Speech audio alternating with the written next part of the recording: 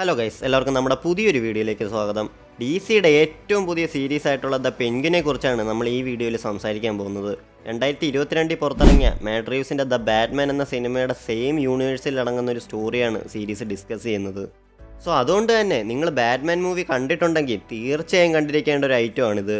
ഇനി നിങ്ങൾ the Batman movie കണ്ടിട്ടില്ലാത്ത ഒരാളാണെങ്കിലും നിങ്ങൾക്കും ഈ സീരീസ് കാണാം, കാരണം അമ്മാതിരി ലെവൽ ഒരു ഐറ്റമാണിത്. സോ നമുക്ക് അധികം സമയം കളയാതെ വീഡിയോയിലേക്ക് പോകാം.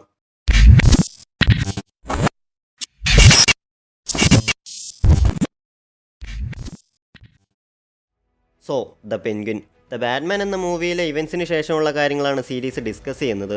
നമ്മൾ ബാറ്റ്മാനിൽ കണ്ട ഫാൽക്കോണി ഫാമിലിയും മറോണി ഫാമിലിയും കൂടി ഈ ഗോതം സിറ്റി ടേക്ക് ഓവർ ചെയ്യാൻ നോക്കുന്നു. ബട്ട് അവർക്കറിയില്ല ആ സിറ്റി ടേക്ക് ഓവർ ചെയ്യാൻ അവരെക്കാൾ കൂടുതൽ ആഗ്രഹമുള്ള മറ്റൊരാൾ അവിടെ ഉണ്ടെന്ന്, ദ പെൻഗ്വിൻ.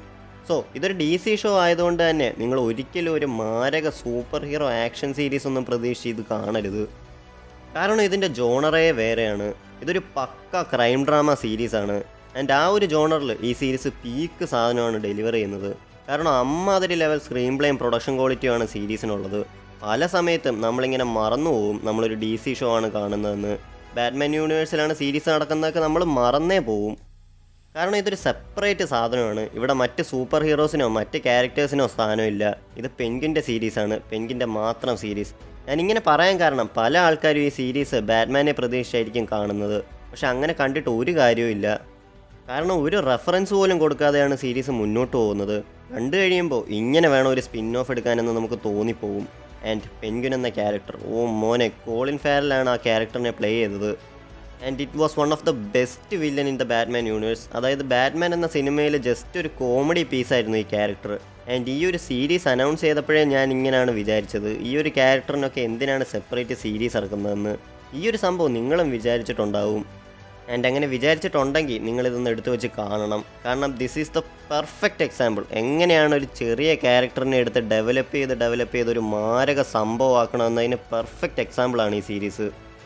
കാരണം അത്രയും കിടിലനായിട്ടാണ് അവർ ഈ ക്യാരക്ടറിനെ ബിൽഡ് ചെയ്തിട്ടുള്ളത്. കറക്റ്റ് ബാക്ക് സ്റ്റോറി, നല്ലൊരു മോട്ടീവും കൊടുത്ത് വേറെ ലെവലാക്കിയിട്ടുണ്ട്. ആൻഡ് ഇതൊരു ഹീറോയോ ആൻറ്റി ഹീറോയോ ടൈപ്പ് ക്യാരക്ടറൊന്നും അല്ല, ഇതൊരു പക്ക വില്ലൻ ക്യാരക്ടറാണ്. അതിനെ അവർ അങ്ങനെ തന്നെയാണ് പ്രസൻറ്റ് ചെയ്തിരിക്കുന്നതും. പുള്ളിയോടും പുള്ളി ചെയ്യുന്ന കാര്യങ്ങളോടും ഒന്നും നമുക്കൊരു യോജിപ്പില്ലെങ്കിലും പുള്ളിയോട് നമുക്കൊരു അറ്റാച്ച്മെൻറ്റ് തോന്നും.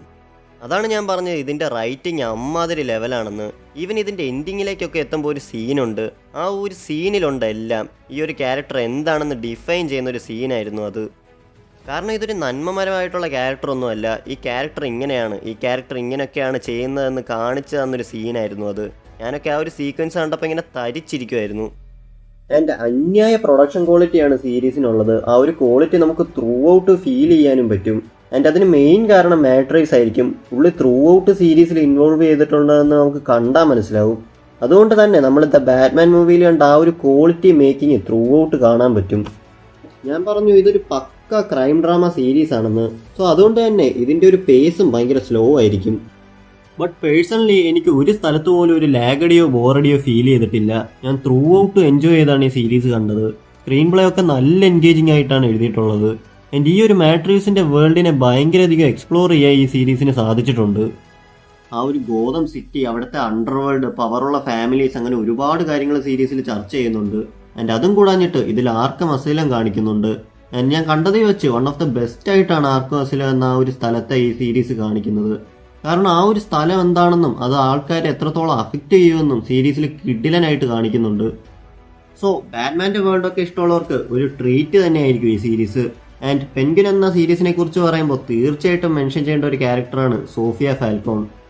എൻ്റെ മോനെ, എജ്ജാതി ക്യാരക്ടറും പെർഫോമൻസും ആണെന്നറിയാവോ. ഒരു രക്ഷയില്ലെന്ന് വെച്ചാൽ ഒരു രക്ഷയില്ല. അമ്മാതിരി ഒരു ലെവൽ ക്യാരക്ടർ.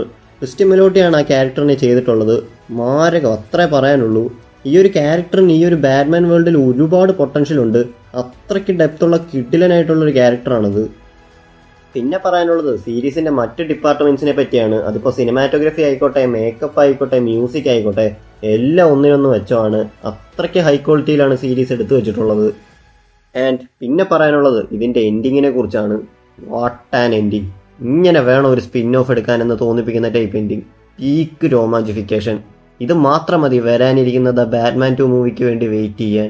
കാരണം അത്രയ്ക്ക് ഹൈപ്പ് ഈ സീരീസിലൂടെ അവർ ഉണ്ടാക്കിയെടുത്തിട്ടുണ്ട്.